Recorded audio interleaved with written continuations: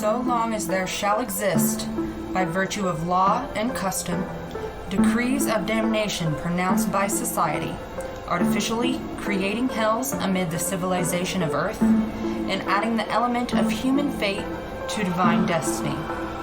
As long as the three great problems of the century, the degradation of man through pauperism, the corruption of woman through hunger, the crippling of children through lack of light, are unsolved, so long as social asphyxia is possible in any part of the world, in other words, and with a still wider significance, so long as ignorance and poverty exist on earth, books of the nature of Les Miserables cannot fail to be of use. Hotville House, 1862.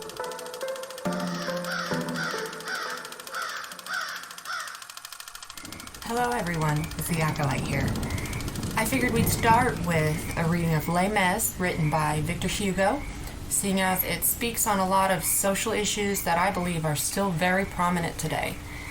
And for a book that was written in the 1800s, I feel that it stands on its own 2 feet. Victor Hugo is a very prominent writer, very skilled writer, and I think we all have a lot to learn. Volume 1, Fontaine. Book 1, A Just Man. Chapter 1, M. Muriel. In 1815, M. Charles Francois Bienvenu Muriel was the Bishop of Deneux. He was an old man of about 75 years of age, and he had occupied this post since 1806.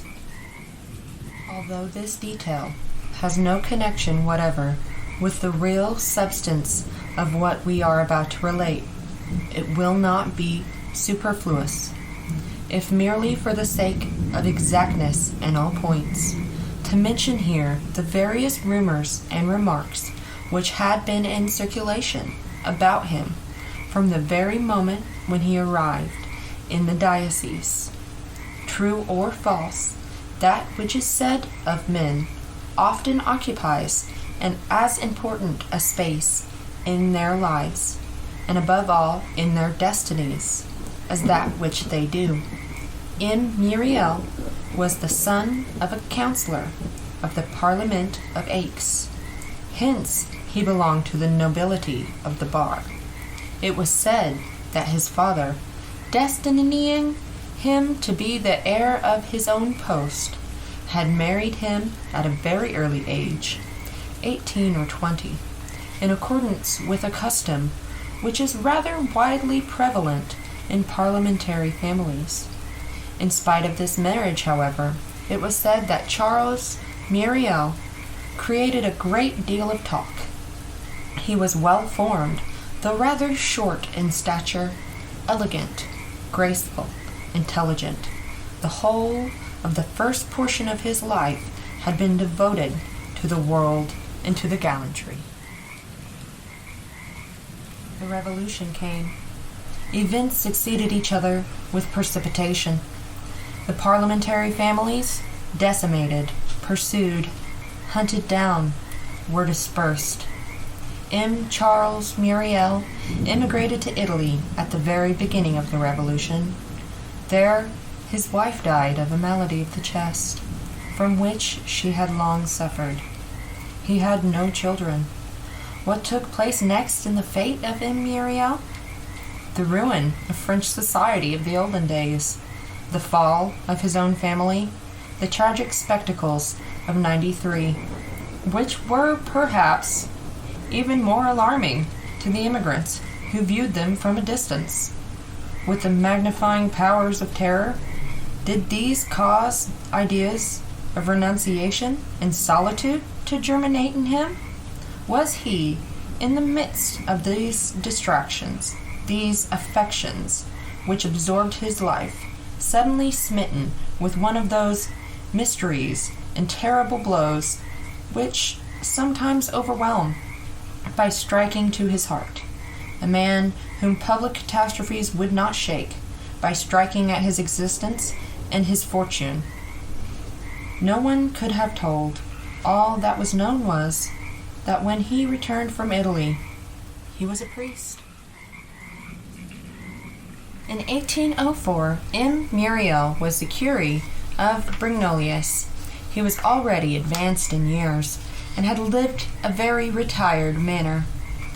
After the epoch of the coronation, some petty affair connected to his currency, just what is not precisely known, took him to Paris. After other powerful persons to whom he went to solicit aid for his parishioners was M. Le Cardinal Fesch. One day, when the emperor had come to visit his uncle, the worthy curé, who was waiting in the anteroom, found himself present when his majesty passed. Napoleon, on finding himself observed with a certain curiosity by this old man, turned around and said abruptly, "Who is this good man who is staring at me?" "Sire," said M. Muriel, "you are looking at a good man, and I at a great man. Each of us can profit by it." That evening, the emperor asked the cardinal the name of the curé, and some time afterwards, M. Muriel was utterly astonished to learn that he had been appointed Bishop of Digne. What truth was there, after all, in the stories which were invented as to the early portion of M. Muriel's life? No one knew. Very few families had been acquainted with the Muriel family before the Revolution. Muriel had to undergo the fate of every newcomer in a little town, where there are many mouths which talk, and very few heads which listen. He was obliged to undergo it, although he was a bishop, and because he was a bishop. But after all, the rumors with which his name was connected were only rumors, noise, sayings, words, less than words.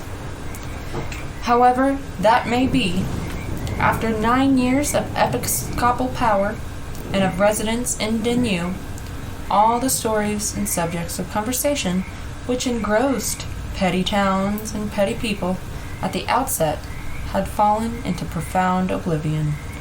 No one would have dared to mention them. No one would have dared to recall them. M. Muriel had arrived at Digne accompanied by an elderly spinster, Mademoiselle Baptistine, who was his sister and 10 years his junior. Their only domestic was a female servant of the same age as Mademoiselle Baptistine, and named Madame Magloire, who, after having been the servant of M. le Curé, now assumed double title of maid to Mademoiselle and housekeeper to Monsieur. Mademoiselle Baptistine was a long, pale, thin, and gentle creature. She realized the ideal expressed by the word respectable, for it seems that a woman must needs be a mother in order to be venerable. She had never been pretty her whole life, which had been nothing but a succession of holy deeds, had finally conferred upon her a sort of pallor and transparency. As she advanced in her years, she had acquired what may be called the beauty of goodness. What had been leanness in her youth had become transparency in her maturity. And this diaphanity allowed the angel to be seen. She was a soul rather than a virgin. Her person seemed made of a shadow. There was hardly sufficient body to provide for sex. A little matter enclosing a light, large eyes forever drooping, a mere pretext for a soul's remaining on the earth.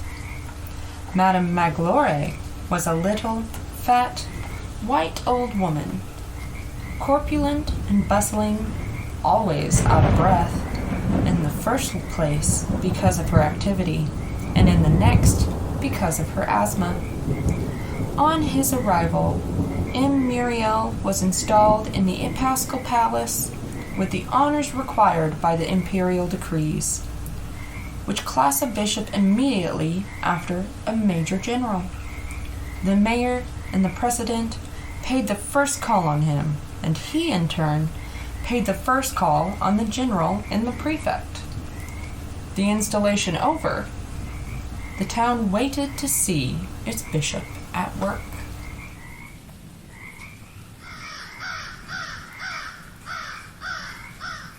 All right, everyone. I guess that'll be all for this evening. I've yet to decide exactly how we're going to go about analyzing this story, if we're going to take a chapter by chapter or volume by volume, book by book.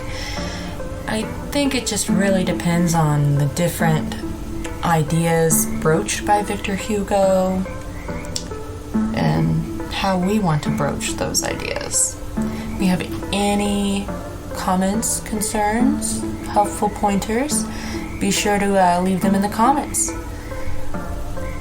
Give us a like and a follow, and be sure to subscribe for easier access to our content. Be sure to check in with us again soon and catch chapter 2.